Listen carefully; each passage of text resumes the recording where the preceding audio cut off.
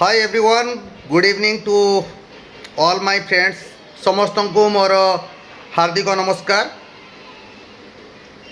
ଆଚ୍ଛା, ମୁଁ ଗୋଟେ ଏବେ କିଛି ସମୟ ପୂର୍ବରୁ ଗୋଟେ ନ୍ୟୁଜ୍ଟେ ଦେଖିଲି।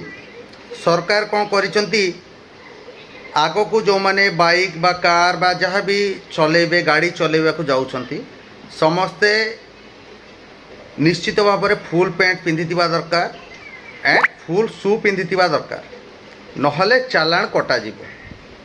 ସୋ ମୋର ଏଠି ବହୁତ ସାରା ଡାଉଟ୍ ଅଛି, କନଫ୍ୟୁଜନ୍ ଅଛି। ମୁଁ ପଚାରିବାକୁ ଚାହୁଁଛି, ଯଦି କିଏ ଦେଖୁଥାନ୍ତି, ଏଠି ଅନ୍ଧଭକ୍ତ କିଏ ଥାନ୍ତି, ବିଜେପିର କିଏ ଥାନ୍ତି, କିଏ ଯଦି ଗୋବରା ଭକ୍ତ ଥାନ୍ତି, ମୁଁ ଗୋଟେ କଥା ପଚାରିବାକୁ ଚାହିଁବି, ଯେଉଁମାନେ ଧୋତି ପିନ୍ଧୁଛନ୍ତି ସେମାନେ କ'ଣ କରିବେ? ଧୋତି ପିନ୍ଧିକି ଚଲେଇ ହେବ କି ନାହିଁ ସେଇଟା ଲେଖାଯାଏ ନାହିଁ।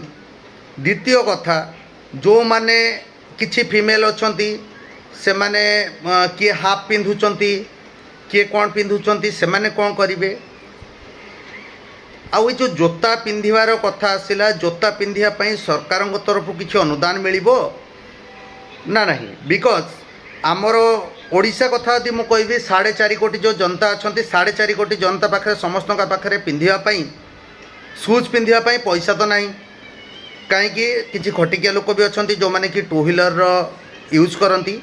ସେମାନେ କେଉଁଠୁ ପଇସା ଆଣିବେ? କ'ଣ ସରକାର ତାଙ୍କୁ ପଇସା ଦେବେ? ଦ୍ୱିତୀୟ କଥା, ସରକାରଙ୍କର ଯଦି ଏତେ ଚିନ୍ତା, ସରକାର କହୁଛନ୍ତି ଓଡ଼ିଆ ଅସ୍ମିତା, ନିଶ୍ଚିତ ଭାବରେ ଓଡ଼ିଆ ଅସ୍ମିତା ଆମେ ବି ବଞ୍ଚେଇବା।